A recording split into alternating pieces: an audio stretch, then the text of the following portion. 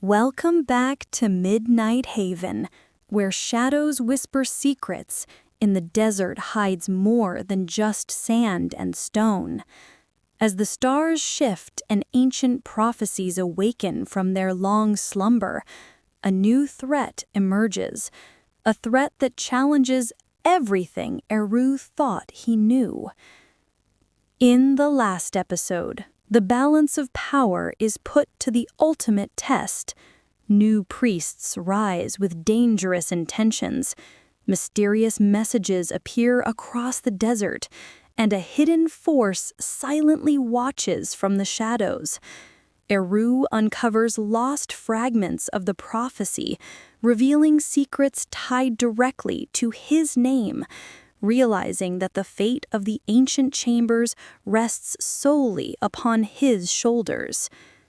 The tension escalates into the final confrontation, where the Keeper must face not only mortal enemies, but also a colossal awakened entity, testing his courage, wisdom, and mastery of the ancient artifacts. And in the end, destiny calls. Eru embraces his eternal role as the Keeper, guarding the ultimate secret in isolation, becoming part of the legend forever. Join us on this journey of chaos, revelation, and sacrifice, and witness Eru's epic story unfold in the last episode. And don't forget to subscribe and hit the like button to catch all the latest adventures. Let's begin. The desert never truly slept, but that night it seemed to hold its breath. Eru stood atop the plateau, the cool night wind brushing against his face, carrying with it the scent of sand, stone, and something older, something alive. The stars above weren't the stars he had memorized as a boy. They shimmered with a restlessness, a subtle tremor in their ancient light. Some shifted imperceptibly, tracing patterns that only he could feel, and those patterns pulsed faintly in his mind, like a forgotten melody waiting to be remembered. The mark on his arm throbbed, a soft, almost imperceptible heartbeat that matched the rhythm of the desert around him. The markings had always been there, but tonight they were alive, whispering secrets he could not yet understand. A tremor of fear ran through him, not fear of danger, but of responsibility. Somewhere deep within, he understood that the events unfolding were tied to him, that the prophecy he had dismissed as legend was stirring, and it had noticed him. From the distant horizon, the dunes appeared to shift on their own, rolling slowly like waves of golden glass. Shadows stretched and twisted unnaturally, casting forms that seemed almost sentient. Eru's pulse quickened, but he stood firm. A single voice, or perhaps thought, whispered in his mind. The prophecy awakens. The Keeper is called. He did not know who had spoken, but the certainty of the words pierced through his confusion. The desert around him felt alive, vibrating beneath his feet, as if the sands themselves had memory and intention. He took a deep breath, tasting the dry air, and walked toward a faint glow that had appeared on the cliffside, a shimmer of symbols carved into stone, glowing faintly under the starlight. Each symbol pulsed in a rhythm that matched his heartbeat. As he traced them with his eyes, he realized that the carvings formed a path, a map of some kind, but it was not merely geographic. It was temporal, spiritual, a record of events and choices stretching back centuries, a story buried under layers of dust and silence. And at the center of it all was a mark identical to the one on his arm. Aru's hand trembled slightly as he reached toward the stone, but before he could touch it, the ground beneath him shifted. A subtle vibration traveled through the plateau, almost like a sigh from the earth itself. He steadied himself and looked around, but the desert seemed still, yet he knew it was not. Something was moving below the surface, something that had waited for centuries for this precise moment. High above, the stars continued their silent dance. Orion's belt shimmered faintly and then blurred like an image in water. The Pleiades aligned to form a symbol he recognized from the old scrolls hidden in the palace archives, a symbol that represented a guardian, a sentinel, whose duty was to maintain the balance between worlds. Aru swallowed hard. That was him. Somehow, impossibly, it was him. In the distance, a figure appeared on the edge of a dune. It was small, almost a silhouette, but its presence was undeniable.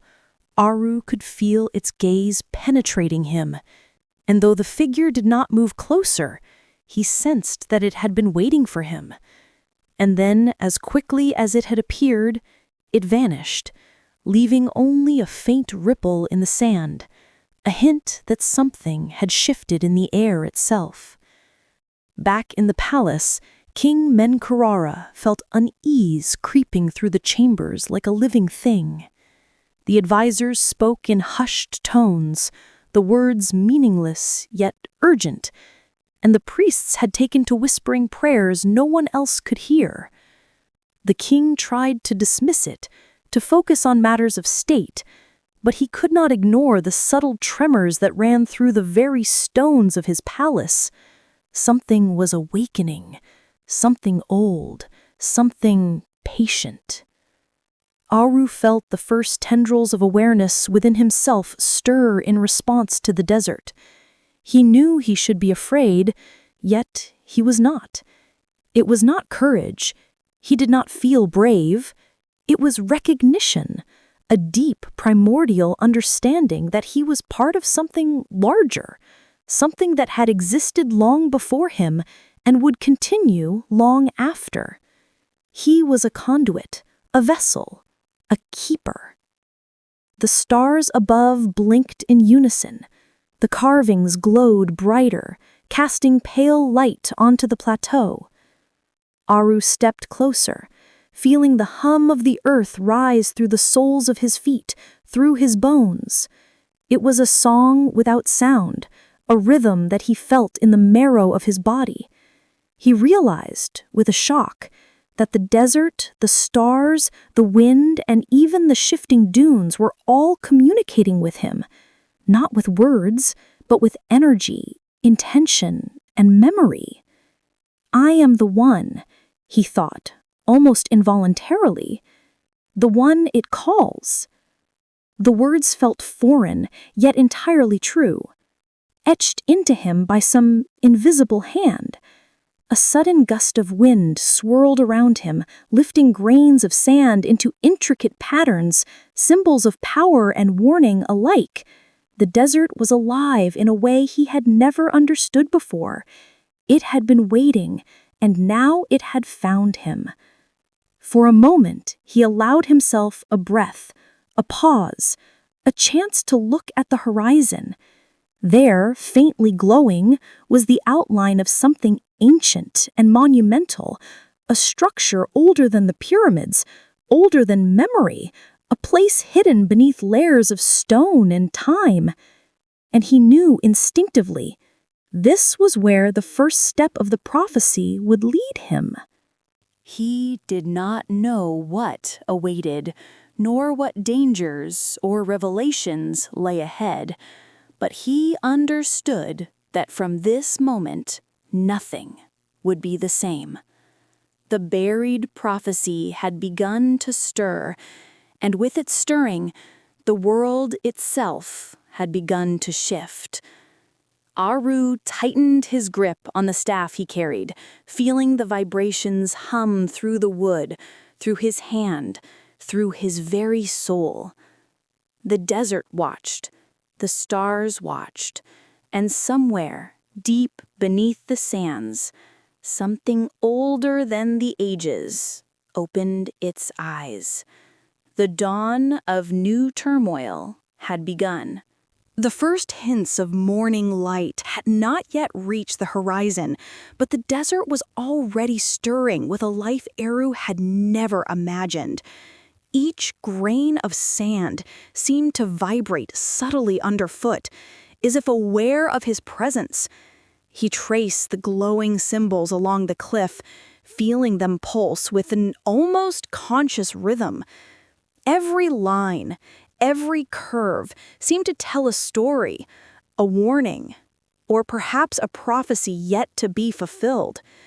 Eru's mind raced with questions, yet he could not find the courage to speak them aloud. Words would have been meaningless here.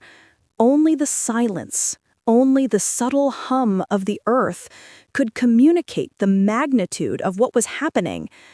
He knelt and touched the warm stone, feeling a jolt surge up his arm, almost like an electric pulse, and the mark on his skin flared with a brilliant light. The desert responded, echoing the energy through the dunes. He staggered back, both frightened and awed. Somewhere beyond the dunes, he sensed movement. Not human, not animal, but deliberate. A presence watching him, patient and calculating.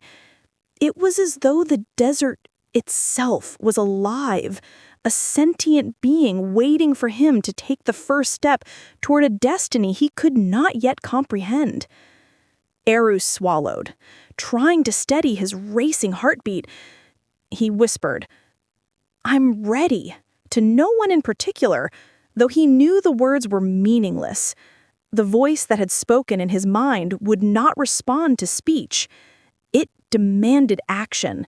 He began walking toward the faint outline he had glimpsed from the plateau. Each step seemed to echo across the dunes in a rhythm that matched his own pulse. Shadows stretched unnaturally around him, forming shapes that flickered in the half-light. A formation of rocks ahead appeared to be sculpted by some unseen hand, like the jagged teeth of a slumbering beast. Eru could feel the weight of eyes upon him, though he saw no one. The desert was alive with watchers. As he neared the formation, the ground trembled ever so slightly.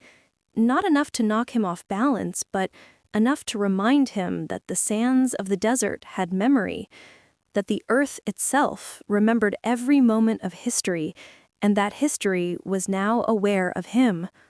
He paused to catch his breath, noting for the first time that the glow on his arm was forming patterns, symbols he had never seen before, yet instinctively understood. They spiraled and shifted with his movements, like a living map pointing the way forward. Suddenly, a shadow detached itself from the rocks ahead. It was a figure, human in shape, but impossible to identify. The figure moved fluidly, without sound, yet Aru felt its presence like a weight pressing on his chest. He froze, unsure whether to run or approach. The figure stopped, exactly 10 paces ahead, and raised its hand. A faint light emanated from it, illuminating a shallow depression in the sand. Within it, a circle of stones glowed softly, etched with symbols identical to the mark on his arm. Aru realized with a shock that the symbols weren't just a map, they were instructions. Each line, each spiral indicated a path, a sequence, a ritual. Aru bent down to examine them, and as he did, the desert seemed to respond, shifting subtly, guiding him with invisible hands. A low hum resonated through the air, not from the ground or the stones, but from the atmosphere itself. It filled him with both dread and wonder, an understanding that he was witnessing something no human had seen in millennia. The figure spoke, or rather, communicated without words. Aru felt the meaning sink into his mind like a stone dropped into water. The prophecy is awakening. You are chosen, not by chance, but by destiny. The buried path must be walked, and the ancient gates must be opened. Only then will the balance be restored. Aru's chest tightened. Questions raced through his mind. Who was this figure? Were they friend or foe? How did they know of the prophecy, of the mark, of him? Yet deep inside, a voice whispered that this figure was part of what he had always feared and hoped for, the first guide in a journey that had no return. The light from the figure shifted, pointing toward a series of dunes that stretched endlessly toward the horizon. Aru understood instinctively. The path lay through the dunes, across the shifting sands, to a place that had been hidden for centuries.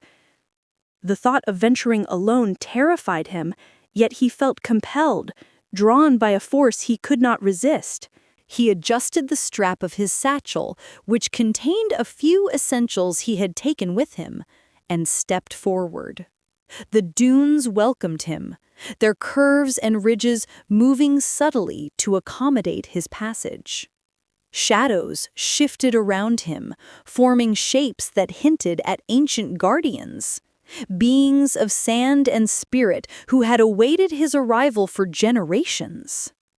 Hours passed. Time itself seemed suspended. The sun remained hidden behind clouds of desert dust, the air charged with anticipation.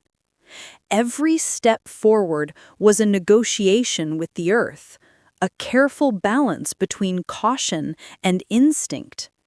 Aru began to see signs etched into rocks and stones along the way, symbols, glyphs, and markings that matched the ones glowing on his arm. Each step brought a new revelation, a puzzle to solve, a secret to uncover. Finally, as dawn broke over the distant horizon, painting the sands in gold and amber, Aru reached a plateau overlooking a hidden valley. At its center stood a structure unlike any he had ever seen. Not a pyramid, not a temple, but a monolithic gateway carved directly from the living stone, covered in ancient glyphs and protected by shadows that moved independently of the sun. The presence he had felt all along intensified here, pressing down on him like the weight of centuries. Aru approached cautiously, feeling the energy pulse through him with every step. The mark on his arm glowed brighter, synchronizing with the patterns carved into the gateway. He knew, without doubt, that this was the place the prophecy had been pointing to. The first step of the path, the awakening of the ancient mechanism, and the beginning of the turmoil that would reshape his life and the world forever. The desert fell silent. The air was still. The stones seemed to hum with expectation. And for a brief, trembling moment, Aru understood that he was not just witnessing history, he was becoming part of it. The journey had begun. The hidden valley stretched before Aru like a memory carved into the earth itself. Shadows clung to the edges of the monolithic gateway, moving as if alive, and the air shimmered with a heatless energy that prickled his skin. He approached the entrance with deliberate caution, every step a negotiation between fear and curiosity. His pulse throbbed in rhythm with the glowing mark on his arm, as if the two were somehow connected, two halves of a single signal that spanned centuries. He reached out to touch the carved glyphs at the base of the gateway. The moment his fingers made contact with the stone, a vibration surged through him, not violent, but immense, an energy that spoke without words, telling him truths he could barely comprehend. The desert, the stars, the earth itself had conspired to guide him here, and now the first trial awaited. The glyphs shimmered under his touch, forming a pattern that he instinctively traced with his eyes. The light of the mark on his arm intensified, casting his shadow across the stone like a living projection. The air thickened, and for a moment he felt as though the sands of the valley themselves had risen to greet him. Then came the first whisper, carried not by the wind, but through his very mind. "Step forward, Keeper. The path will test you."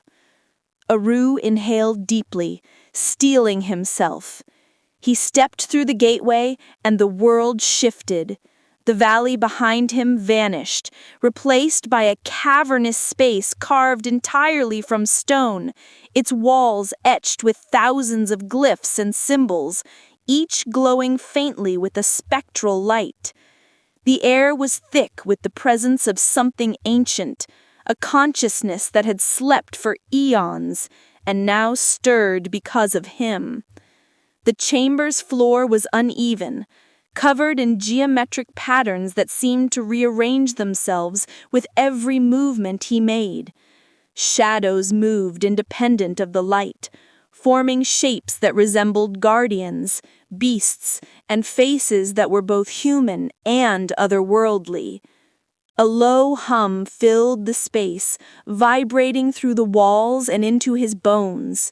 Aru understood without thinking that he was being tested, not by monsters, but by the legacy of millennia, by the collective will of the civilizations that had come before him. A sudden surge of wind swept through the chamber, carrying with it the faintest echoes of voices. They spoke in a language older than time, yet somehow comprehensible. They told him stories of the keepers who had come before, those who had risen and fallen, and those who had been consumed by the very power they had sought to guard. Aru's stomach tightened. He understood the stakes now. He was not merely chosen, he was responsible. The balance of worlds, the safety of his people, and the truth of the prophecy rested on his shoulders alone. As he moved deeper into the chamber, the glyphs began to glow brighter, forming a pathway of light that led to a raised platform at the center. On it rested a pedestal, and atop the pedestal a small, intricately carved chest pulsed with a soft golden light. The markings on the chest mirrored the symbol on his arm perfectly. With cautious reverence, Aru approached and lifted the lid. Inside lay a set of scrolls, delicate and fragile, yet radiating authority and knowledge. These scrolls contained the missing portion of the prophecy, the truths that had been buried, the warnings that had been ignored, and the instructions that had been left for him alone. He unrolled the first scroll, his eyes scanning the ancient script. Each symbol conveyed meaning deeper than mere words, evoking visions, emotions, and an understanding that transcended language. The prophecy was more than a story. It was a blueprint for maintaining balance, a guide to controlling the forces that now threatened to awaken. One line written in bold strokes seemed to resonate with his soul. Only the keeper may bind the ancient. Only he may stand between the world and the chaos that sleeps beneath the stone. Aru's mind reeled. He was that keeper. The realization was both terrifying and empowering. He could feel the weight of destiny pressing upon him, yet at the same time he felt a clarity he had never known. He had been chosen not for strength alone, but for resilience, for the ability to endure, to guard, to remain steadfast when everything else faltered. Suddenly, a vibration shook the chamber, stronger than before. The walls themselves seemed to pulse with energy, and the shadows twisted, forming a figure unlike anything Aru had seen. It was tall and indistinct, yet undeniably conscious, radiating an intelligence that chilled him. The presence had been dormant for centuries, waiting for the moment the keeper would claim his role. It was the first true test, the ancient consciousness, the one that had been buried under layers of stone and prophecy, now fully aware. The figure spoke, not with words, but with understanding, the sensation of its intent passing directly into his mind. Do you accept the burden, keeper? Do you understand what it means to stand guard forever? Eru's breath caught in his throat. He felt the enormity of the choice before him. To accept meant isolation, eternal vigilance, a life bound to this chamber and to the secret it protected.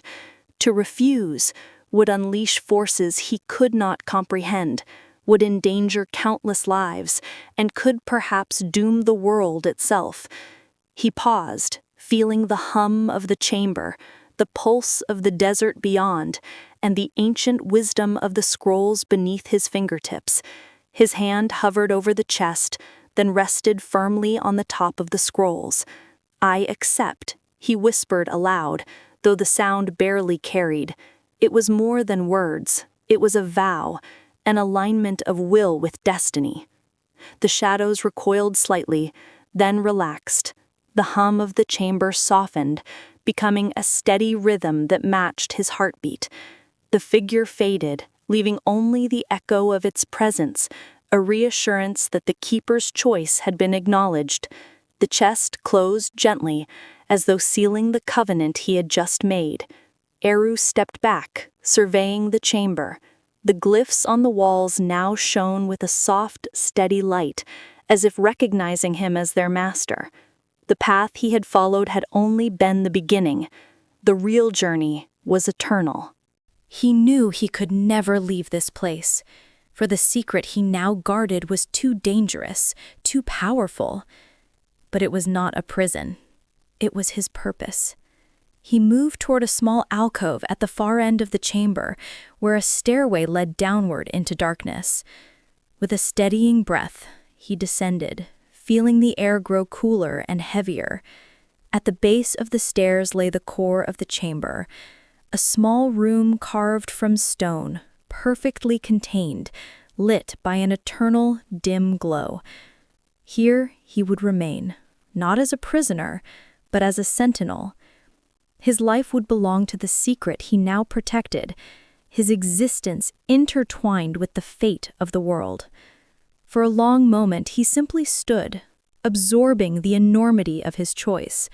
He thought of Menkara, of the priests, of the desert, of the stars above. He understood that he would never return to the life he had known. That world was gone, replaced by this chamber, this purpose, this destiny. He stepped fully into the heart of the room, feeling the cool stone beneath his feet, the soft light reflecting in his eyes, and he closed his own eyes, aligning himself with the eternal task. The desert outside continued to breathe, the stars moved imperceptibly, and the ancient mechanisms beneath the earth settled, recognizing the keeper in their midst. Aru had become more than a boy, more than a man. He had become the keeper, bound eternally to the secret, to the prophecy, to the balance of the world itself. And as the first rays of sunlight touched the distant dunes, illuminating the hidden valley, the desert sighed, a quiet, almost imperceptible sound, and the turmoil began. The prophecy had awakened, Aru had accepted, and the world, though unaware, had a guardian. The dawn of a new era had arrived. The desert, once silent and still, now quivered with anticipation. Even from the confines of his hidden chamber, Aru could feel the subtle tremors of life beyond the sands. The air hummed faintly, and the mark on his arm pulsed with an urgency he had never experienced before. Something had moved in the desert, something old, patient, and far-reaching, and it was coming closer. At the palace, King Menkarauro's unease had grown into a gnawing anxiety. Advisors and priests spoke in whispers that turned to urgent arguments, yet none could fully explain the omens that pressed upon the kingdom. Reports had come from distant villages, caravans vanishing without trace, strange lights flickering across the dunes, and whispers carried by the wind that spoke of a keeper and a buried prophecy. Minkarara felt powerless, his instinct telling him that forces far beyond his understanding were at work. Across the western deserts, figures moved silently. They called themselves the new priests, scholars, mystics, and zealots who had diverged from the traditional temples. Their robes shimmered faintly under the moonlight, and their steps left no trace in the sand. Each carried an ancient scroll or relic, designed to awaken or manipulate the very forces Aru had recently assumed responsibility for guarding. Their presence was deliberate, precise, and coordinated, a network spreading unseen across the vast desert. Aru could sense them before they were visible. The energy in the desert had shifted, carrying with it coded warnings, messages written in the movement of sand, in the rhythm of distant winds. The mark on his arm glowed, vibrating in recognition of both danger and responsibility. He understood immediately. The balance he now protected was under threat, and the new priests were the first true challenge to the keeper's authority. Messages appeared along the dunes, inscribed into the sand and briefly glowing with symbols only he could read. The keeper is chosen. The gate must be opened. Beware the fragile balance. He comes for what sleeps below. Stand, or the world will fall. Each message carried a weight of warning and inevitability. Aru studied them carefully, realizing that the new priest's motives were complex, perhaps noble in intent, yet reckless in consequence. Some sought knowledge, some power, and some the ability to reshape reality itself.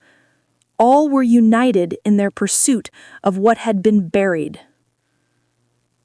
At Menkara's palace, the old priests grew desperate. They convened secret councils and performed urgent rites, yet the new priest's approach was already too swift, their paths hidden from conventional surveillance. The palace, once a center of order, became a hive of tension, with Menkara caught between fear of the unknown and the weight of responsibility. The king's intuition warned him that the disturbance in the desert was linked to the boy, the keeper, and that the world itself was poised on the edge of upheaval. Aru moved carefully across the dunes, following the signals in the sand. The subtle vibrations beneath his feet guided him to hidden markers, symbols etched into stones, and buried relics that resonated with his own mark. He understood instinctively that each marker was a test, a trial to prepare him for the confrontation to come. The desert itself seemed to protect him, offering guidance through its natural signs, yet warning him simultaneously of the dangers that approached. By midday, Aru reached a plateau overlooking a distant valley.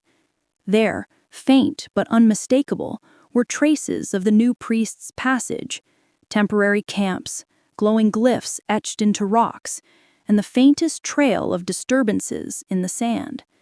He recognized the urgency in their movements. They were not aimless. Each action was deliberate, aimed at awakening or discovering the forces he had sworn to protect.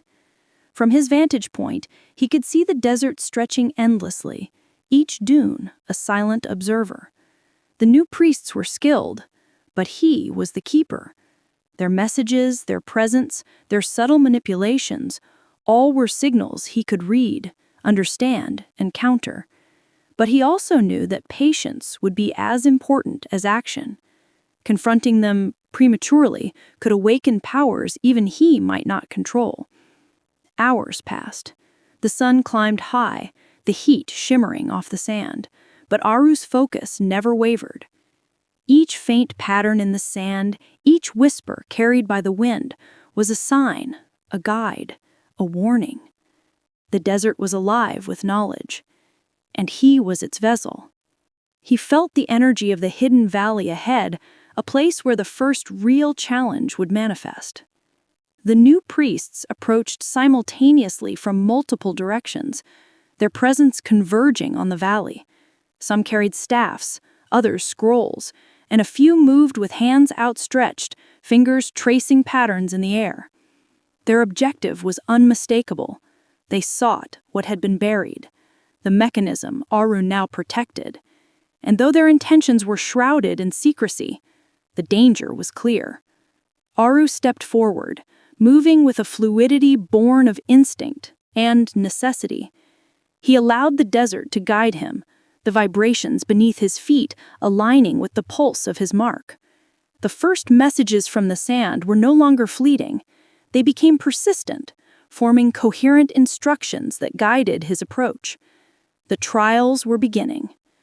The first encounter occurred at a narrow pass, where the sand and rock funneled the movements of the new priests. Aru observed them carefully. None had noticed him yet, but their energies were palpable, radiating anticipation, ambition, and subtle malice. He did not confront them with weapons. He did not even speak. Instead, he projected presence, a resonance from the keeper that rippled through the air, alerting them to his awareness. One of the new priestess, a woman cloaked in deep blue robes, paused mid-step. Her eyes widened as if sensing the invisible force of the keeper. Her companions hesitated, and the rhythm of their movement faltered. Aru realized that the true power of the keeper was not strength, but perception, control over awareness, the ability to influence the balance without striking a single blow. Messages continued to appear in the sand. Do not falter. Observe. Learn. The balance must not break. Aru moved along the edge of the pass, maintaining his vigilance while following the patterns of the new priests. Each step brought him closer to understanding their designs, their strengths, and their weaknesses. He could feel the desert responding to his presence, subtly shifting, guiding, and shielding him. He was becoming more attuned, more capable, more aligned with the prophecy he had accepted. By nightfall, the valley had been mapped in his mind. The new priests were encamped within its shadows, unaware that the keeper watched, that the desert itself guarded the secret they sought. Aru felt the pulse of the sand, the vibration of the winds, and the silent guidance of the stars above. The first day of the new threat had passed, but the battle of awareness, patience, and strategy had just begun. He returned to the hidden chamber, carrying with him the knowledge of their positions, intentions, and subtle weaknesses. The desert outside hummed softly, as if approving his careful approach. Aru knew that the days to come would be filled with challenges, that every movement, every choice would ripple outward, affecting the balance he was sworn to protect. And yet, for all the danger, there was clarity. The keeper had faced the awakening of the prophecy and had accepted his role. Now he would face those who sought to disrupt it. The new priests were powerful, intelligent, and relentless. But Aru was the keeper, and the balance, though fragile as it was, had found its guardian. As the moon rose over the dunes, casting silver light across the sands, Aru sat at the edge of his chamber, meditating on the day's revelations. The desert had spoken, the messages had been clear, and the threat had been identified. Tomorrow would bring confrontation, cunning, and tests of will, but tonight was his alone. He closed his eyes, aligning his mind, body, and spirit with the eternal pulse of the earth. The new threat was here, and the keeper was ready. The sands whispered his name, the stars acknowledged his presence, and the prophecy moved one step closer to fulfillment. The desert had calmed, but only superficially. Beneath the quiet sands, the pulse of unrest still vibrated faintly, a whisper of chaos waiting to unfold. Eru stood at the edge of the hidden valley, the moonlight painting long shadows across the dunes. The new priests had retreated for the night, their encampments distant enough that their intentions could not yet fully manifest. Yet the energy lingering in the air was unmistakable, an unresolved tension, a question unanswered. Eru's mind, attuned to the subtle rhythms of the desert, picked up on a pattern, a disturbance unlike any he had encountered before. It was not a message, nor a warning, nor a mark of intrusion. It was intentional, purposeful. He followed the trail instinctively, the mark on his arm throbbing faintly with recognition. The path led him to a series of jagged rocks, carved into shapes that resembled abstract faces, eyes, and mouths. The carvings were centuries old, yet something about them felt freshly disturbed, as if a hand had brushed against them only moments ago. He traced the shapes with his fingers, feeling a tingle travel up his arm. A single glyph caught his attention, a spiral intertwined with angular lines, the exact symbol that had first appeared on the chest in the hidden chamber. His pulse quickened. The mark on his skin flared briefly, responding to the glyph as if recognizing a kinship. Without hesitation, he pressed against the rock, and the surface shifted slightly, revealing a narrow passageway. Dust and sand fell like tiny waterfalls, and the air that escaped was cold, untouched by the desert's warmth. The passage led downward, deep into the earth, winding in darkness so complete that his eyes could see nothing, yet he did not falter. The keeper's instincts guided him, the pulse of his mark illuminating faint traces of the glyphs etched along the walls. The descent felt endless. Each step carried him deeper into history, into the bones of the desert itself. The walls were lined with carvings, figures in ceremonial robes, animals long extinct, and glyphs that seemed to shimmer faintly in the ambient light of his mark. Eru ran his fingers over the stone, feeling the energy embedded in each stroke. The chamber below was more than a hidden room. It was a repository of memory, a vault of knowledge, and perhaps the first piece of the puzzle tied inexorably to his name. At the bottom of the passage, the narrow tunnel opened into a wide chamber. The air here was cooler, heavier, imbued with the scent of ancient stone and a faint metallic tang that hinted at tools or mechanisms long unused. In the center of the pedestal was a pedestal, similar in shape to the one he had seen in the hidden valley, yet smaller, more intimate, and clearly designed for a singular purpose. On it lay an object wrapped in cloth, simple in appearance, yet radiating significance. Eru approached slowly, the weight of anticipation pressing on him. The moment he removed the cloth, he saw it, a small mirror, edged with intricate carvings that matched the symbols on his arm and in the hidden chamber. The mirror's surface was not merely reflective, it shimmered faintly, showing not only his own face but faint flashes of something else, landscapes he had never seen, figures whose features were both familiar and alien, and symbols that twisted and reformed with a subtle, mesmerizing rhythm. He touched the surface lightly. A shiver ran through him, and the room seemed to respond. Glyphs along the walls glowed faintly, casting pale light across the chamber. The mirror pulsed, almost like a heartbeat, and he understood immediately that this object was connected to him personally. It was as though it had been waiting for him, Eru of all people, to awaken its purpose. The mirror whispered in a language beyond words. It showed him fragments of memory and destiny intertwined, visions of ancestors who had guarded secrets, images of deserts shifting like living things, flashes of battles fought before he existed, and a figure in ceremonial robes whose face mirrored his own in uncanny ways. A question formed in his mind. Who had created this chamber, and why was his name tied to it so intimately? Before he could ponder further, a subtle movement in the chamber drew his attention. Shadows shifted along the walls, forming shapes that resembled humanoid figures.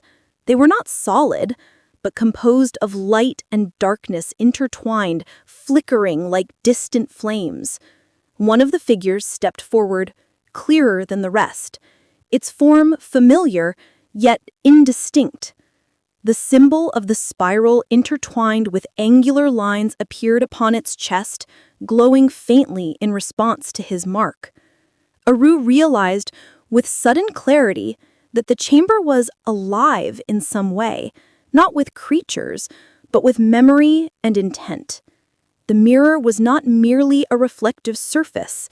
It was a key, a guide, and perhaps a test. He could feel the resonance between his own essence and the chamber, as if it were probing his understanding, measuring his capacity to assume the responsibilities tied to his identity as keeper. He took a deep breath, focusing on the patterns in the mirror and the glyphs on the walls. A vision emerged, more complete this time. A series of doors hidden in the desert, leading to chambers like this one, each containing fragments of knowledge that when combined formed a greater truth. One line became clear: the prophecy was incomplete, not through accident, but design. The creators of these chambers had ensured that only the chosen keeper could assemble the pieces, that only someone attuned to the pulse of the desert and the language of the stars could unlock the full path. The shadows shifted closer, and the pulse of the mirror quickened. Aru placed his hand upon it, feeling a rush of energy flow into him. The images clarified. The new priests were already on a path to awaken forces that should remain dormant. And the chambers scattered across the desert were the only means to contain or guide those forces. His name, his essence, was woven into the design of these hidden rooms, marking him as both guardian and conduit. A soft vibration echoed through the chamber. The spiral symbol on the mirror glowed, then projected a faint beam of light onto the wall. It traced a path through the glyphs, revealing a message. To know the truth, one must follow the hidden path. To guard the balance, one must understand the self. The keeper's journey begins here. Aru's heart raced. The first mystery had been revealed, but it was only the beginning. The chamber had chosen him, connected him, and tested him, confirming that he was bound to the prophecy. And yet, the more he understood, the more he realized that the path ahead would be filled with questions, challenges, and forces beyond imagination. He took a deep breath, rolling the mirror carefully and placing it in his satchel. The chamber had imparted its first lesson. The keeper's journey was not just about guarding secrets. It was about discovering the truth hidden in the desert, understanding the ancient forces at play, and confronting threats that no ordinary person could perceive. As he ascended the passage back toward the moonlit dunes, the desert seemed to recognize his passage, shifting subtly, guiding him home while remaining alive with secrets yet unrevealed. The first mystery had been revealed, but the journey of discovery and confrontation was only beginning. Above him, the stars traced ancient patterns, and the desert sighed, carrying whispers of the hidden past, the awakening future, and the keeper who had begun to walk the path laid out for him centuries before he had been born. Aru paused at the top of the dune, staring into the horizon where the new priests moved unseen. He understood with a mixture of dread and purpose that the unfolding challenges would demand wisdom, courage, and endurance unlike anything he had known. And he was ready. The first mystery had been revealed. The first step had been taken, and the keeper's journey was now fully underway. On it lay an object partially covered in cloth. With deliberate care, he removed the covering, revealing a small, ornate box carved from obsidian.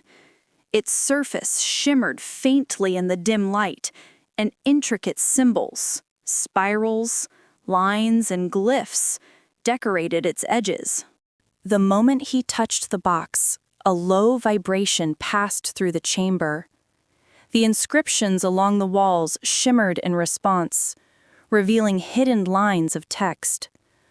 Aru traced them with his fingers, feeling a rush of information flowing into him, images and knowledge beyond comprehension. The box was more than an artifact. It was a memory, a message, a test. Inside the box, carefully wrapped, was a small amulet. Its design was familiar, the spiral intertwined with angular lines that had appeared throughout his journey.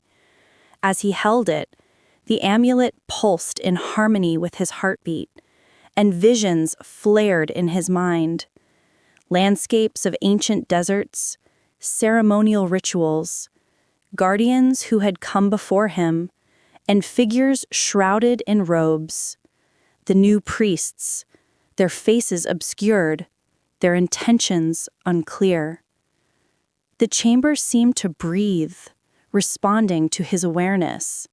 Shadows flickered across the walls, forming shapes that were humanoid, yet ephemeral, as though memories themselves had taken form.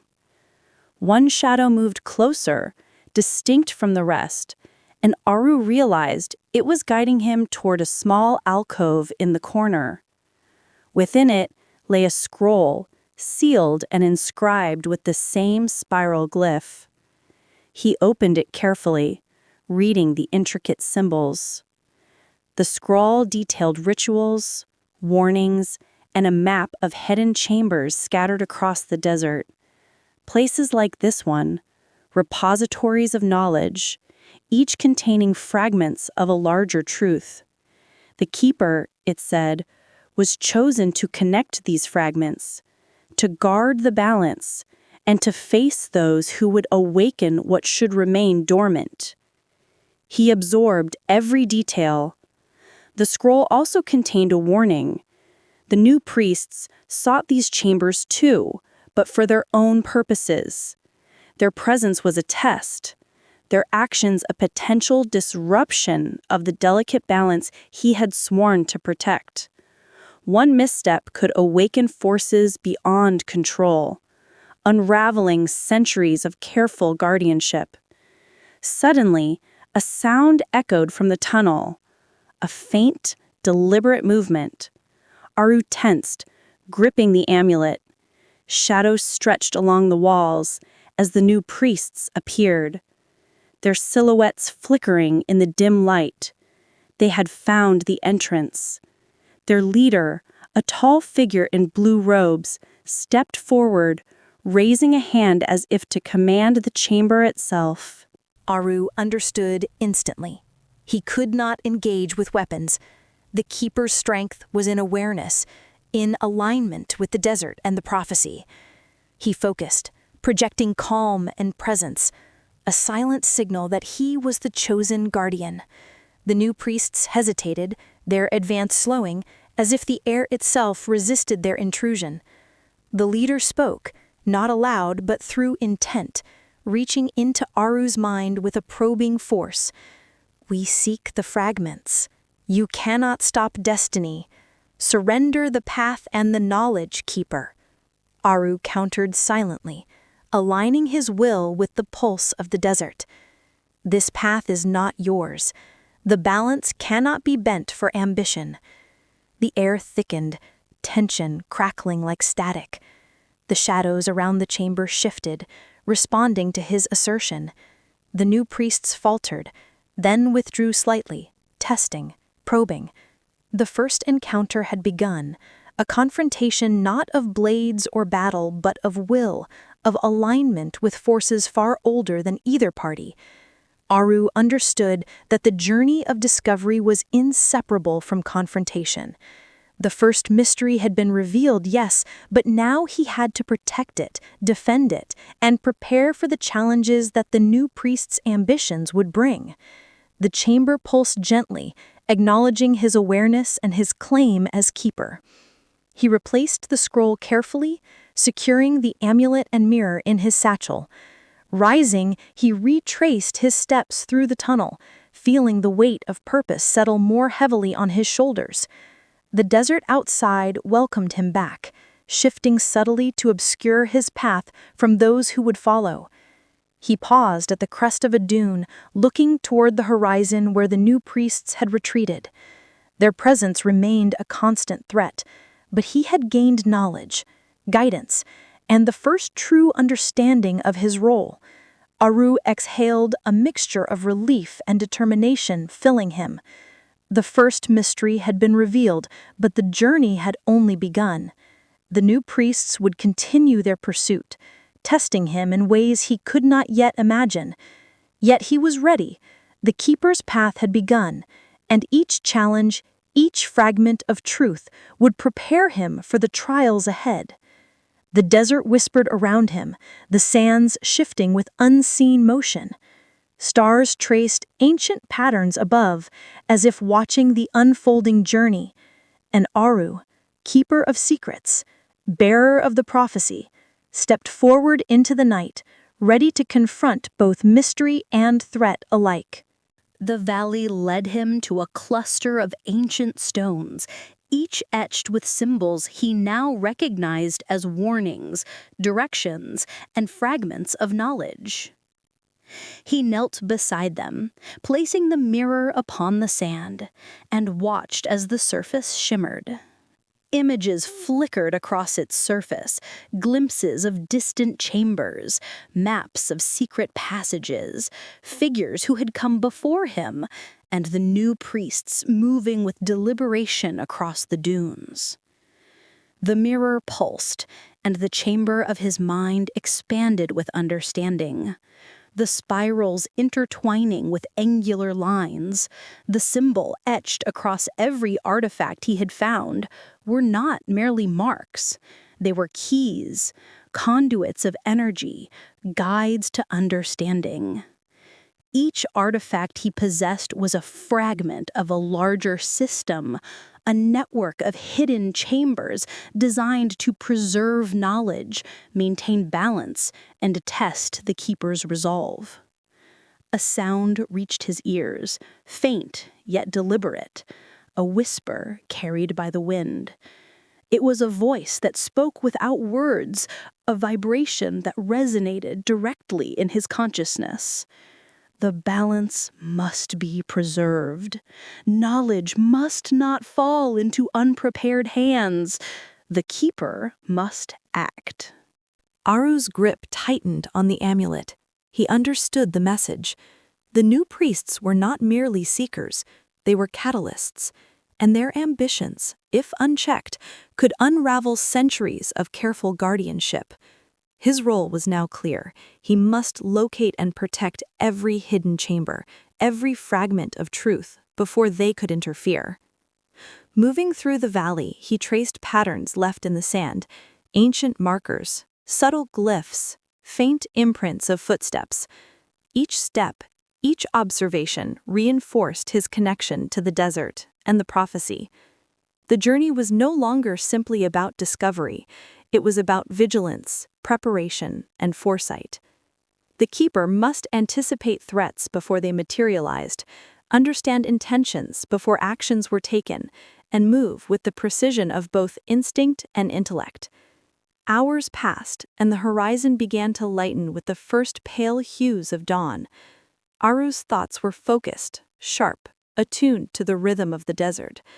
The new priests were moving closer, their positions shifting like shadows across the dunes, testing the environment, probing for signs of the keeper.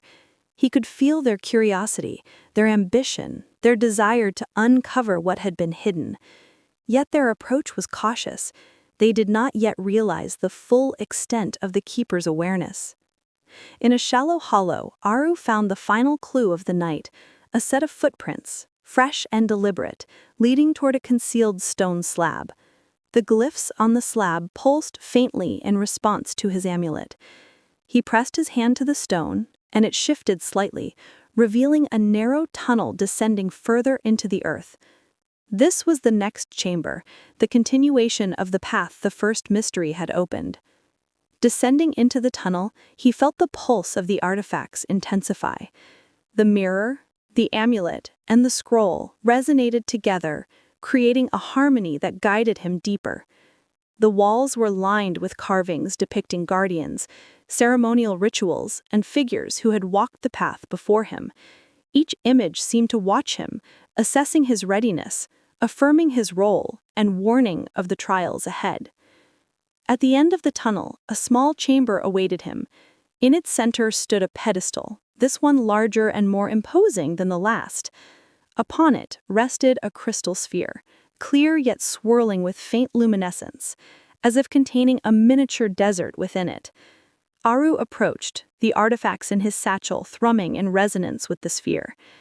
The moment he touched it, visions cascaded through his mind. The movements of the new priests, the hidden chambers scattered across the desert, battles fought centuries ago, and the delicate balance of forces that depended on his vigilance. The sphere pulsed like a heartbeat, synchronized with his own. The spiral symbol, etched into the base of the pedestal, flared with energy, projecting a faint light across the walls. Shadows shifted, forming humanoid shapes that spoke without words, conveying the essence of guidance, challenge, and warning. The keeper's path was clear. He must continue to uncover the hidden truths, protect the artifacts, and confront those who would upset the delicate balance. Aru replaced the sphere carefully, securing the mirror, amulet, and scroll. Rising, he felt a newfound clarity and alignment of purpose. The first mystery had not only revealed knowledge, it had revealed responsibility, the weight of the keeper's role, and the presence of forces beyond comprehension. Exiting the tunnel, he paused atop the dunes once more. The desert stretched endlessly before him, quiet yet alive with unseen movement. The new priests were distant, their figures faint against the rising sun, but their presence lingered in the air, a constant reminder of the challenges to come. Aru's gaze turned to the horizon, the artifacts secure at his side. The first mystery had been revealed, the first challenge met, and the keeper's journey now truly began. The desert whispered around him, carrying promises, warnings, and the pulse of untold secrets. And Aru, bound by destiny and prophecy, stepped forward into the day, ready to confront the mysteries, the threats, and the truths that awaited him in the unfolding path of the Keeper. The journey was only beginning, but the first chapter of Revelation had been written in the sands of the desert, a testament to the Keeper's awakening, vigilance, and destiny. The desert silence was no longer comforting. It had transformed into a taut expectation, a sense of something unseen pressing against the edges of the world. Aru moved carefully through the dunes, the first rays of dawn reflecting off the sand in a fiery glow. He carried the mirror, the amulet, the scroll, and the crystal sphere, the fragments of the first mystery now fully in his possession. Each artifact pulsed faintly, a rhythm that resonated with his heartbeat, and more importantly, with the desert itself. For days he had traced the hidden chambers, feeling the energy of the prophecy stir beneath his skin. Yet even as he succeeded in connecting these fragments, a gnawing unease had begun to grow within him. The spiral glyphs, once straightforward in their guidance, had started to twist and shift, revealing patterns he had not noticed before. Symbols appeared in places where he had already been, glowing faintly, as if suggesting that something had been overlooked. Aru paused atop a tall dune, scanning the horizon. In the distance, faint figures moved, not the new priests, but others, unfamiliar and deliberate. Their movements were subtle, almost ceremonial, and they did not resemble the typical desert travelers. Something about them felt ancient. They were attuned to the pulse of the artifacts, moving in synchrony with the hidden currents of energy that flowed through the desert. The realization struck him like a sudden storm. The prophecy he had been following, the chambers he had uncovered, even the guidance of the artifacts, none of it was complete. A part of the message had been missing, a segment deliberately left out or lost over time, and this omission was not accidental. Someone else had shaped the prophecy, someone whose identity was unknown and whose motives were unclear. He felt the pulse of the spiral glyph on the mirror intensify. Images flashed across its surface, glimpses of ceremonies, hidden rooms, and shadowy figures watching from afar. One figure stood out, a form cloaked in shifting light, neither fully human nor entirely spirit, yet profoundly aware of both. Its presence was subtle but commanding, a silent force observing and orchestrating events from the shadows. Aru's mind raced. The new priests were a threat, yes, but they were not the only players in this unfolding drama. A third party existed, one that had remained hidden until now. Their influence had shaped the missing fragments of the prophecy, guided the placement of chambers, and even tested the keeper in ways he had only begun to understand. The desert seemed to respond to this revelation. Winds shifted, carrying whispers in the language of the sand, hints of movement, warnings, and subtle guidance. Aru followed these cues, moving toward a plateau where the currents of energy converged. There, half buried beneath dunes, was a stone marker unlike any he had encountered before. Its glyphs pulsed faintly, forming a spiral interlaced with angular lines, but a segment was different, jagged, incomplete, as though a piece of knowledge had been deliberately obscured. He traced the carvings with his fingers, and a sudden vision seized him. A chamber, not yet discovered, hidden beneath layers of stone and sand, containing the final fragment of the prophecy. This fragment was not merely missing, it had been guarded, intentionally, awaiting the moment when the keeper was ready to face the full truth. Aru's pulse quickened. The journey that had begun as a search for knowledge was now a confrontation with the unknown.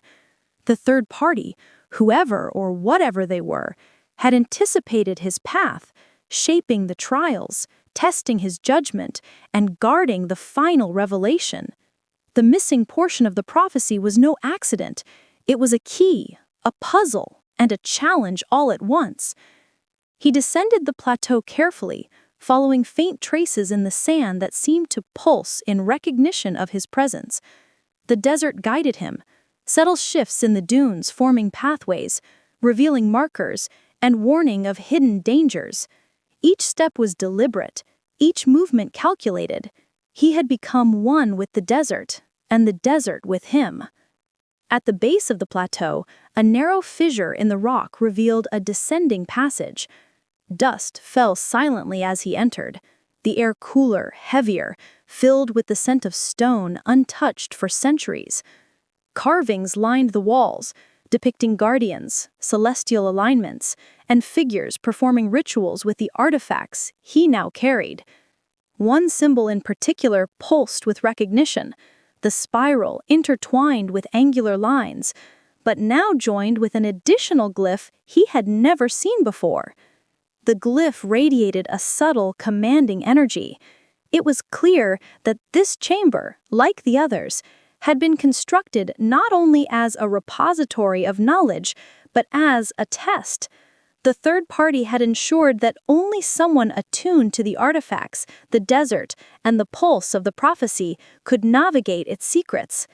And now, standing at the threshold, Aru realized that the chamber's purpose was not merely preservation, it was revelation. He stepped inside. The passage opened into a wide room, its walls lined with alcoves containing scrolls, mirrors, amulets, and crystalline objects similar to those he had already found.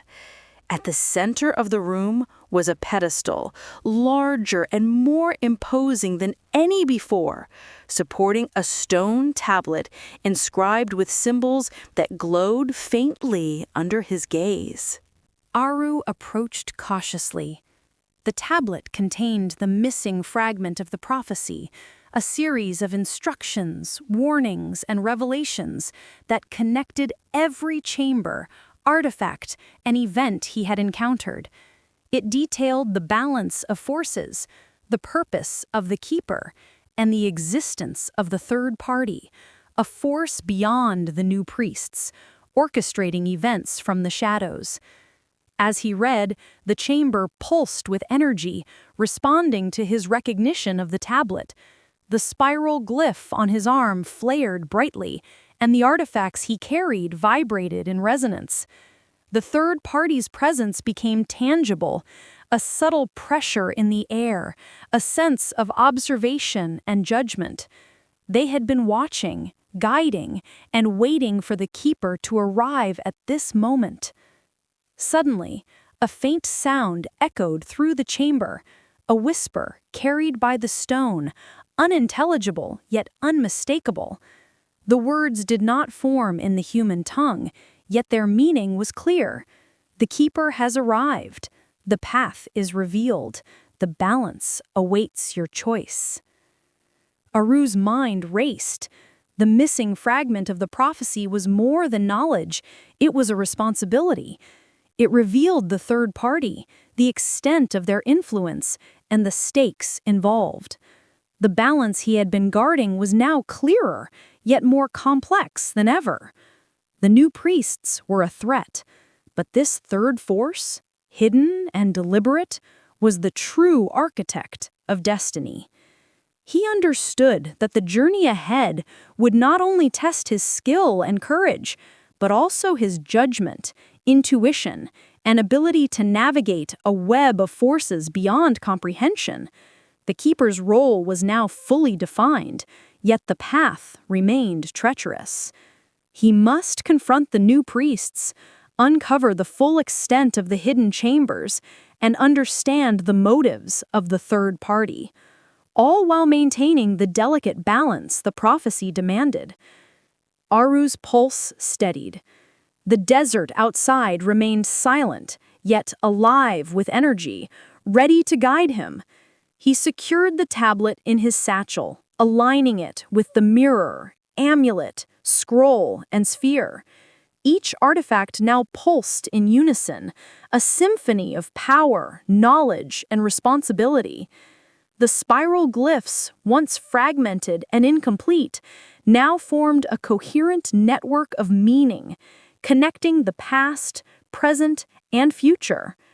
He stepped toward the chamber's exit, the weight of revelation heavy on his shoulders.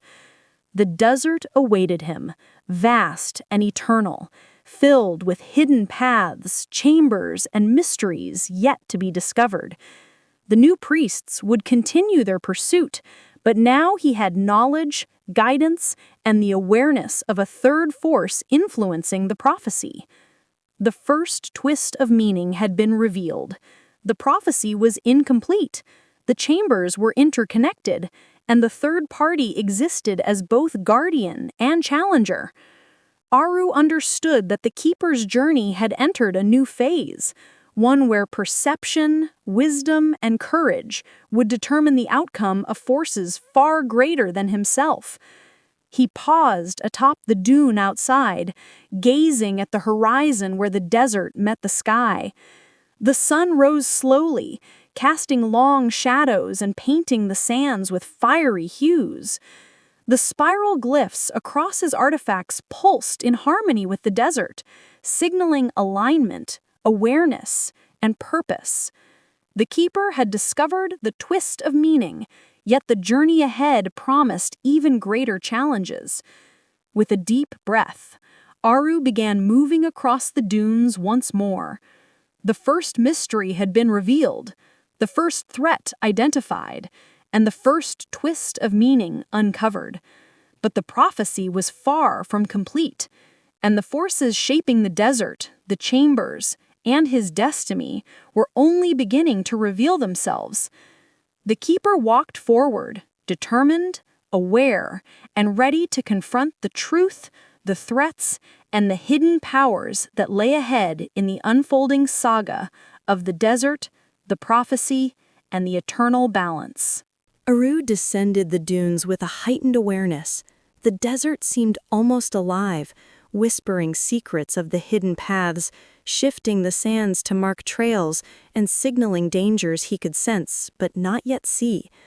Every artifact he carried, the mirror, amulet, scroll, crystal sphere, and now the stone tablet, pulsed in rhythm with his heartbeat, their energies interwoven into a single network of guidance. The realization of the third party's existence weighed heavily on him. They were neither fully hostile nor entirely benign. Their motives were inscrutable. They had hidden a fragment of the prophecy, ensuring that only the keeper could assemble the full truth. This revelation changed everything. The new priests were no longer the sole threat, and even the chambers he had discovered were part of a larger scheme, one that challenged both his intellect and his resolve. Following the desert's subtle cues, Aru reached a plateau where ancient stones formed a semicircle. At its center, faint glyphs shimmered in recognition of his presence. He laid the artifacts upon the sand, and the spiral symbols pulsed with increasing intensity, projecting a pattern of light across the plateau. The air itself seemed to vibrate, carrying the presence of something vast, deliberate, and unseen. The third party made their presence known, not through physical form, but through energy, through subtle shifts in the environment, and through the pulse of the artifacts themselves. A voice spoke without sound, clear and precise in meaning. Keeper, the balance is delicate. Your role is now undeniable. The new priests seek fragments, but we have watched, waited, and guided. The choice before you is crucial. Aru understood immediately. This was not merely guidance, it was a test of judgment. Every decision he made now could alter the outcome of the prophecy, influence the path of the new priests, and determine whether the forces contained within the desert would remain stable or erupt into chaos. He focused, aligning his consciousness with the pulse of the artifacts.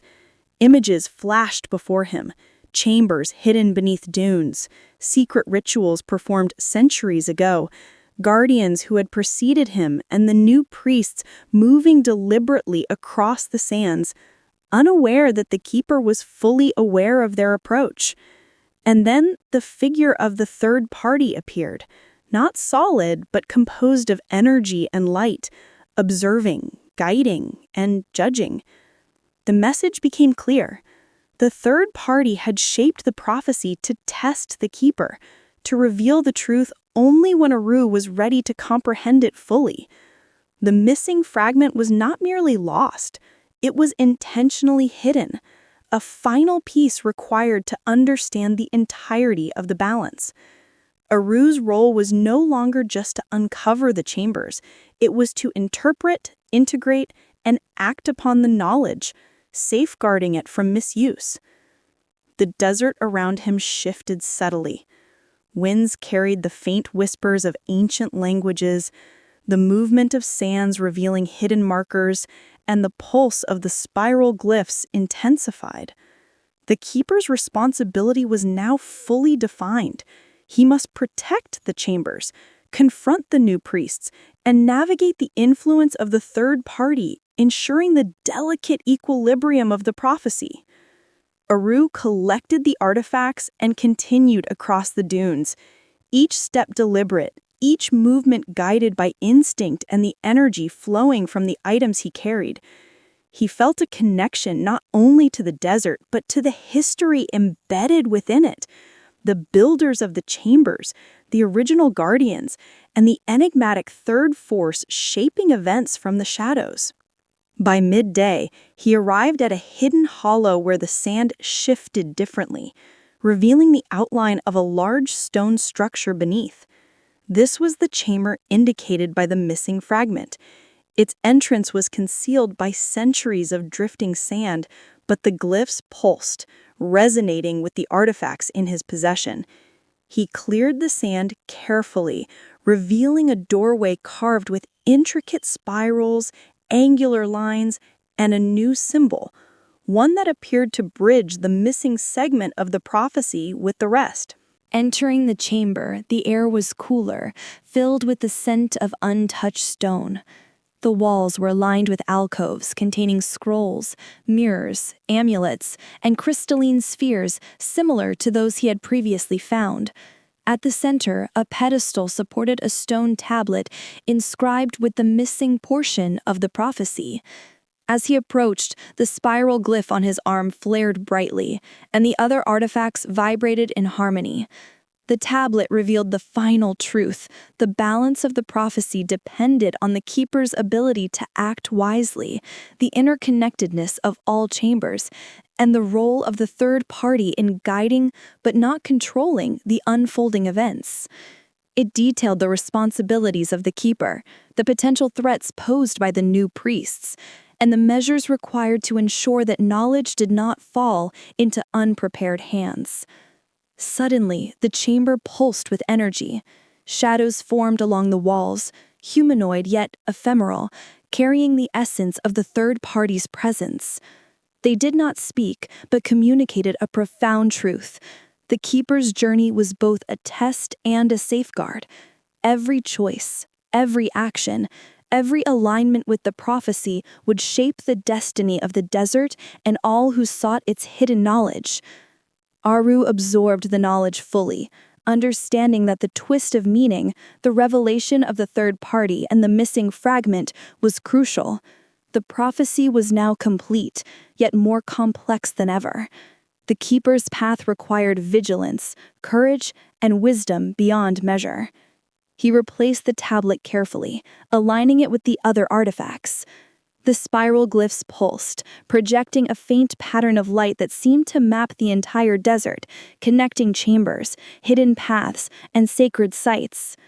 The third party's presence receded, leaving a subtle energy that guided without dictating. Aru stepped toward the chamber's exit, feeling the weight of revelation settle heavily upon him.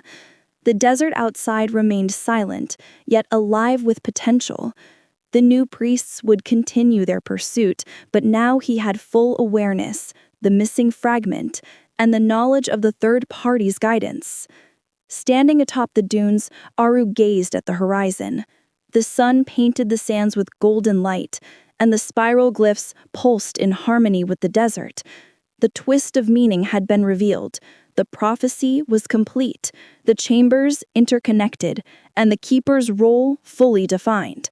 The journey ahead promised challenges, confrontations, and revelations, but the path was clear. With a deep breath, Aru began moving across the dunes once more, ready to confront the new priests, protect the chambers, and navigate the intricate web of forces surrounding the prophecy. The keeper's journey had entered a new phase, one where knowledge, judgment, and courage would determine the fate of the desert and all its hidden secrets. The desert whispered, the artifacts pulsed, and the keeper walked forward, fully aware, fully prepared, and ready to face the trials that lay ahead. The sun hung low over the desert horizon, casting long, jagged shadows across the dunes. Aru stood at the crest of a high ridge, the wind tugging at his robes, carrying grains of sand that whispered secrets of the desert's hidden chambers. Every artifact he carried pulsed with energy. The mirror, the amulet, the scroll, the crystal sphere, and the stone tablet, all aligned, resonating with the rhythm of the spiral glyph etched into his arm. The air was thick with anticipation. He had traced every path, unlocked every fragment, and finally understood the scope of his responsibilities as keeper. Yet, with understanding, came the knowledge that confrontation was inevitable. The new priests had discovered fragments of his movements. Their rituals had grown bolder, their intentions clearer. To seize control of the chambers, the artifacts, and the prophecy itself. But there was more. The third party, the shadowy force that had guided him through the twists of the prophecy, remained unseen. Their presence felt only in subtle shifts in the environment and the pulsing resonance of the artifacts. And beyond them, Aru sensed a force far older, far more dangerous, a Kayan entity, awoken by the disturbance of the buried prophecy, rising from the depths of the Great Pyramid, a being whose power had been dormant for centuries. Aru's pulse quickened. The confrontation would not be simple. It would be a test of his intellect, his awareness, and the alignment of his will with the desert and the prophecy. He adjusted the mirror in his satchel, allowing its reflective surface to catch the fading sunlight. Symbols began to shimmer across its surface, guiding him to a concealed valley where the convergence of energies was strongest. There, he would face the new priests, the emerging faction, and the Kayan entity simultaneously. As he descended into the valley, shadows shifted along the dunes. The new priests appeared first, a cohort of 8, their blue robes fluttering, eyes gleaming with determination. Their leader, a figure of imposing stature, stepped forward. "Keeper." The voice resonated, not just in sound, but in intent. "The chambers belong to us. Surrender the artifacts, and no harm will befall you." Aru raised his hand, the spiral glyph flaring brightly. "The chambers belong to no one but the keeper. The balance cannot be bent for ambition." A sudden ripple surged through the sand. From behind the priests, figures emerged, members of the new faction, distinct in appearance, clad in dark, earth-toned robes adorned with angular glyphs. Their presence was deliberate, almost militaristic, and they carried artifacts Aru had never seen, their energy resonating in disharmony with his own. They did not speak, yet he felt their intentions, to seize control, to claim power from chaos, to bend the prophecy to their will. And then the ground trembled. Dust rose in waves as the Kayan entity manifested near the base of the Great Pyramid. It was a colossal figure, neither fully human nor entirely elemental, composed of shadows and light, with eyes that burned like molten gold. Its awakening had been triggered by the accumulation of the artifacts and the stirring of the prophecy. The creature's presence radiated authority and menace, signaling that this confrontation would test the limits of everything Aru had learned. He steadied himself, aligning the artifacts. The spiral glyphs pulsed, resonating with the desert, with the chambers, and with the energy of the prophecy itself. Aru understood that brute force would not prevail. He would need strategy, perception, and the ability to manipulate the currents of energy flowing through the valley. The new priests advanced, chanting a low, resonant hymn. The air vibrated with power, their energy coalescing into faint, luminescent forms, shaping the flow of battle before it had begun. The emerging faction mirrored their actions, but their energy was darker, chaotic, and unstable. Aru felt the currents pulling in opposing directions, the balance of the prophecy teetering. He focused on the mirror, projecting his consciousness outward. The reflections of the valley shimmered, revealing hidden channels of energy beneath the sand.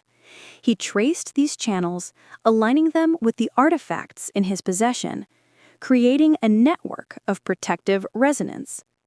The new priest's chants faltered, sensing the keeper's influence, while the emerging faction struggled to maintain control over the chaotic currents.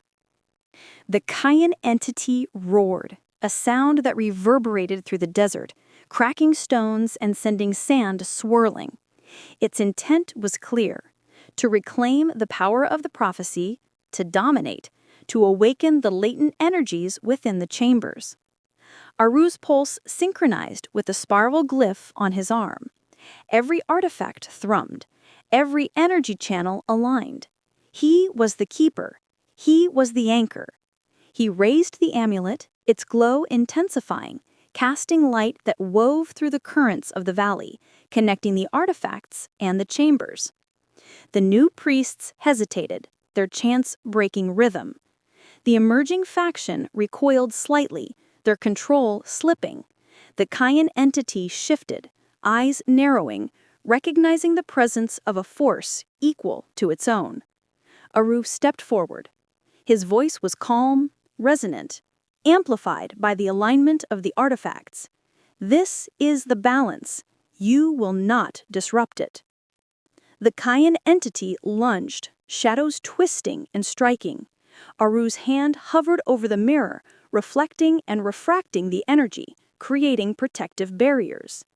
The amulet glowed, the crystal sphere spun, and the scroll projected a faint resonance, intertwining with the stone tablet. The currents of energy formed a lattice of light and shadow, a trap of awareness, strategy, and aligned willpower. The battle had begun. The winds of the desert screamed around Aru, carrying sand and whispers, the echoes of centuries-long guardianship. The valley had become a theater of power, light, and shadow.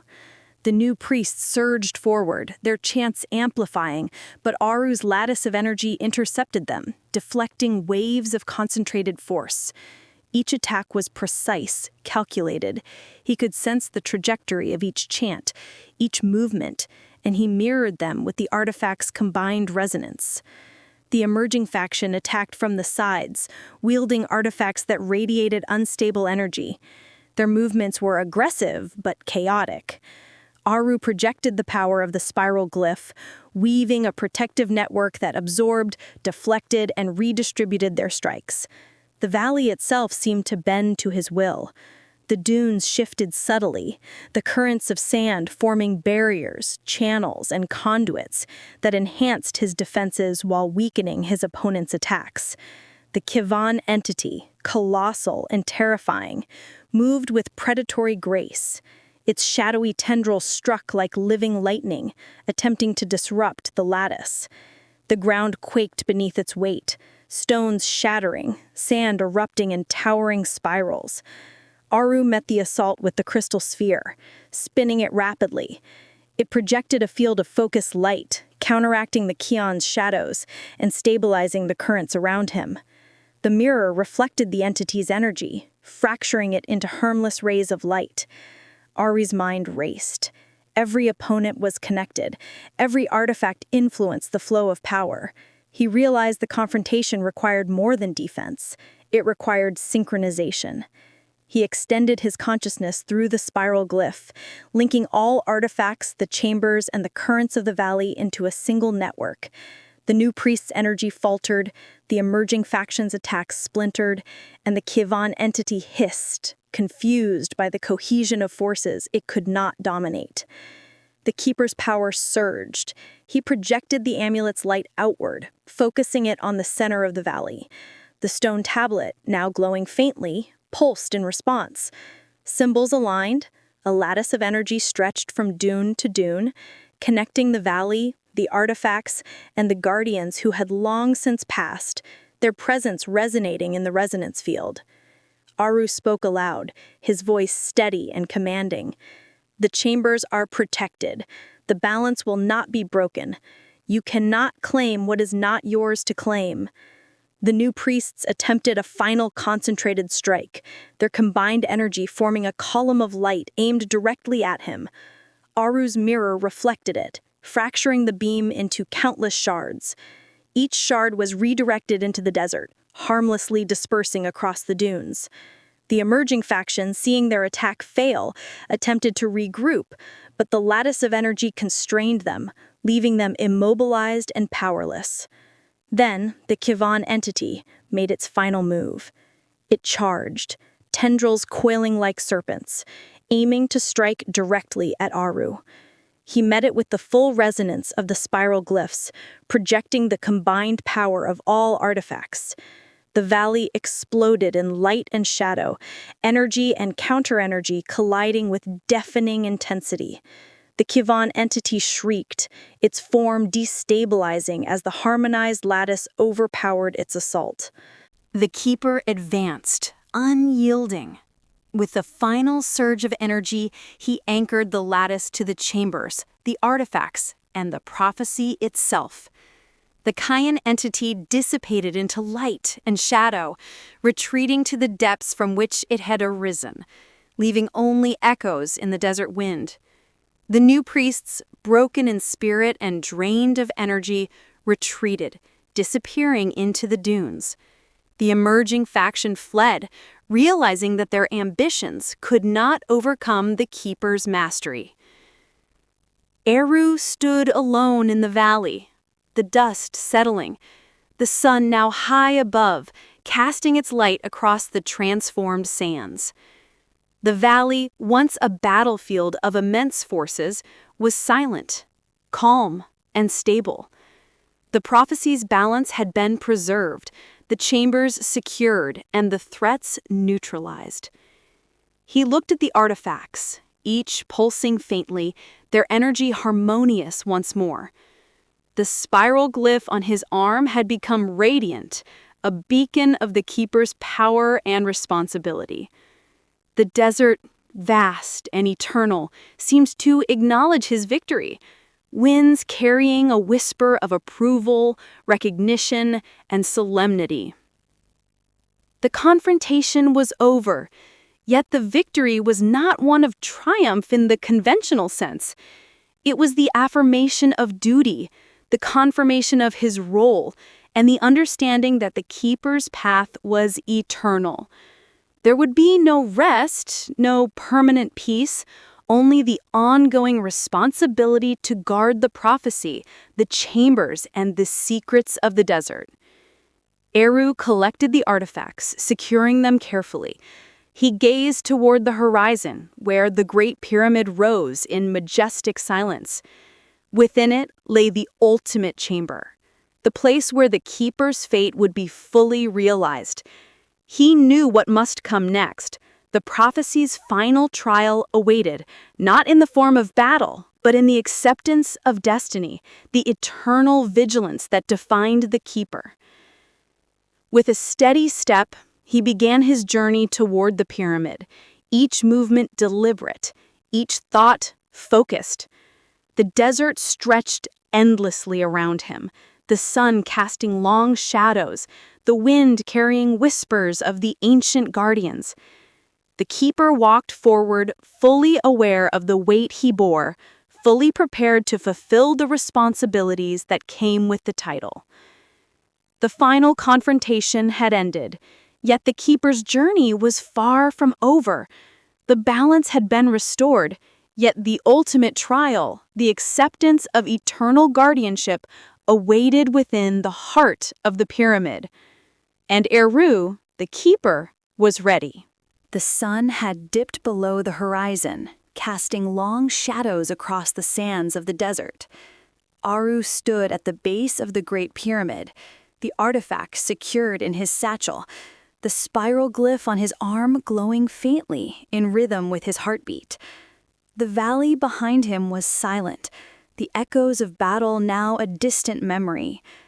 The confrontation with the new priests, the emerging faction, and the Kion entity had ended, but the true trial awaited him inside the pyramid.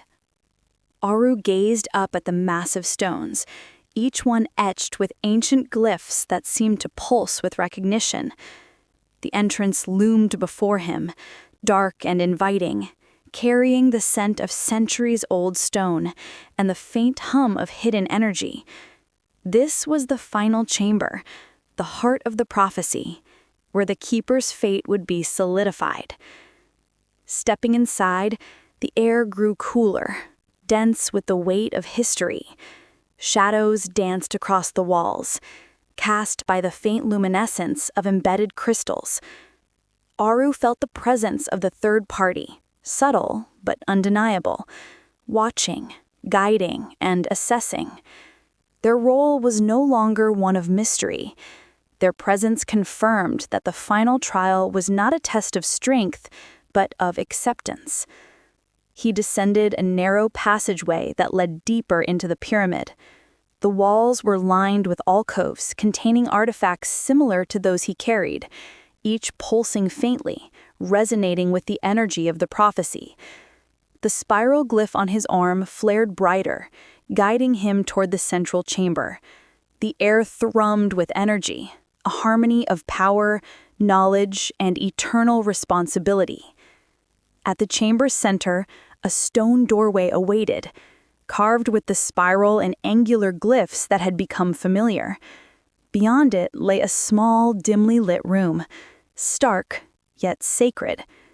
In the center stood a pedestal, empty, save for a faint engraving, "The keeper shall bind himself to the secret, that none shall wield it in ignorance." Aru approached the pedestal, understanding immediately. The prophecy demanded eternal guardianship. The chambers, the artifacts, and the knowledge contained within were too powerful, too delicate to be left vulnerable. The keeper's role was not temporary, it was eternal. To protect the balance, the keeper must bind himself, body and spirit, to the heart of the secret. The crystal sphere in his hands pulsed, the energy aligning with the stone pedestal. The amulet glowed, the mirror reflected the room in perfect symmetry, and the scroll unfurled on its own, revealing instructions etched in the ancient language. Each artifact resonated in unison, creating a field of harmonic energy that expanded to fill the chamber. Aru's heart pounded, but his mind was clear. There was no hesitation, no doubt. The prophecy had led him here. The trials had prepared him, and the weight of responsibility demanded his acceptance. He knew that once he entered the room fully, he would become the eternal keeper, bound to the secret for life, and perhaps beyond. He stepped onto the pedestal, the glyphs glowing beneath his feet. The chamber responded immediately, locking in harmonic resonance. The artifacts floated, surrounding him in a cocoon of light and energy. The third party's presence became palpable. Their silent acknowledgement confirmed that Aru had understood and accepted the trial.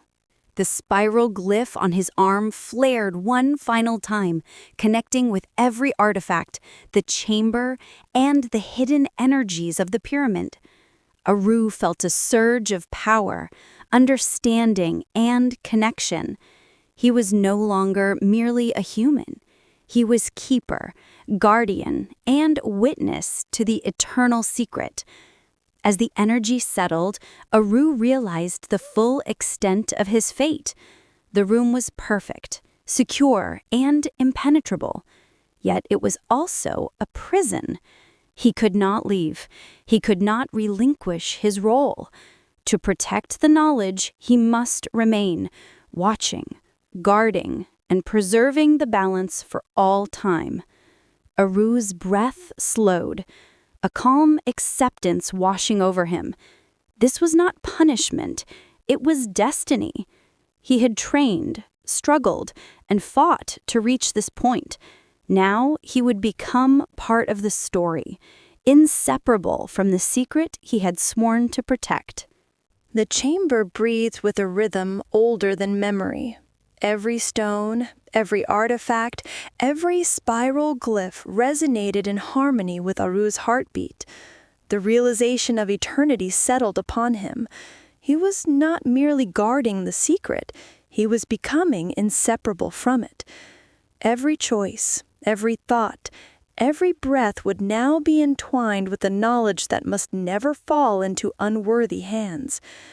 The pedestal beneath his feet glowed warmly, and a gentle hum filled the chamber. The artifacts hovered around him, orbiting in perfect alignment.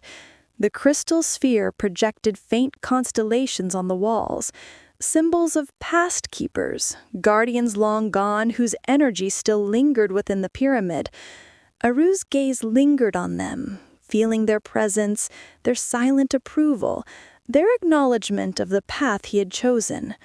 A voice, not spoken but felt, echoed through the chamber.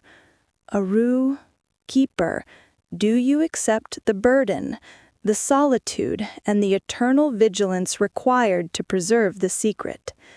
He paused, feeling the weight of the moment. The choice had been made long ago. This was the fulfillment of destiny, the completion of a journey begun with curiosity, courage, and resolve. He nodded silently. I accept. Instantly the chamber responded. A soft vibration ran through the floor, then the walls, and finally the ceiling. Light flared along the spiral glyphs, encasing Aru in a cocoon of energy. The artifacts merged their glow with the glyphs, weaving an intricate lattice of protection and connection. The doorway closed with a quiet thud, sealing him inside.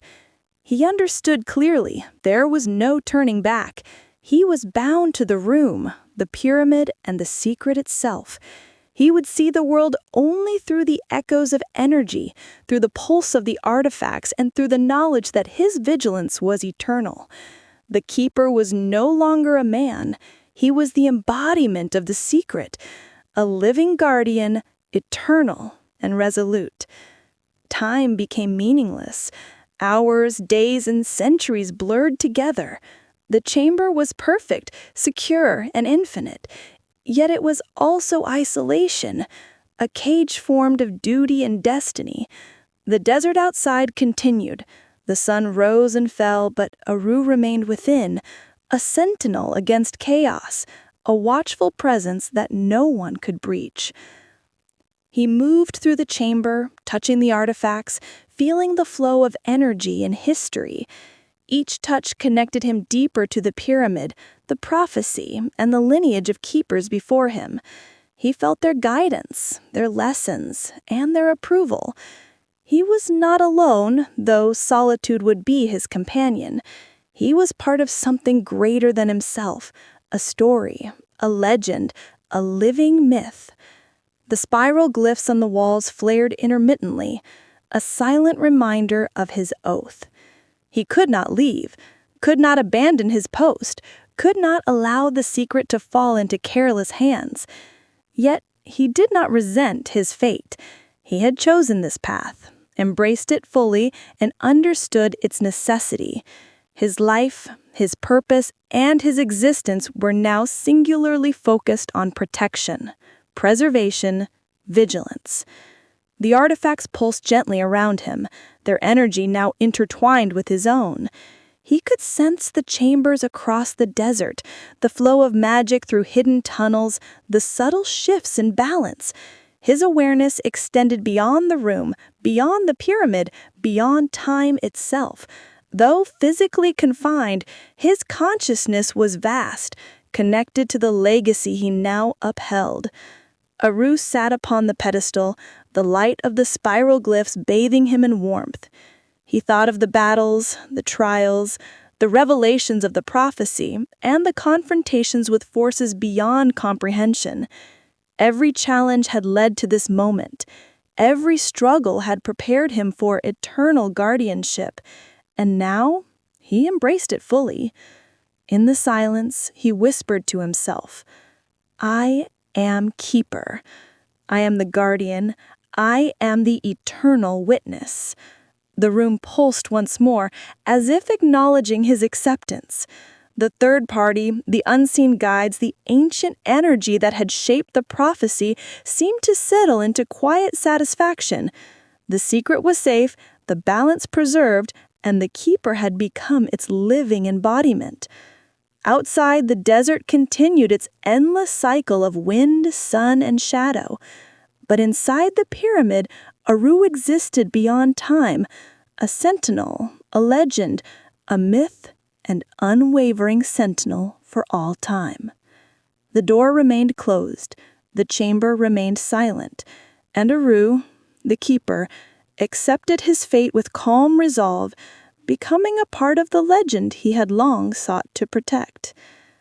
The story of Aru the keeper had reached its conclusion, not with freedom or triumph, but with eternal duty, solemn and profound. He would remain within the pyramid, beneath the gaze of the stars, a living guardian, a myth, and an unwavering sentinel for all time. And thus, the keeper's legacy began. And so, the sands fall silent once more.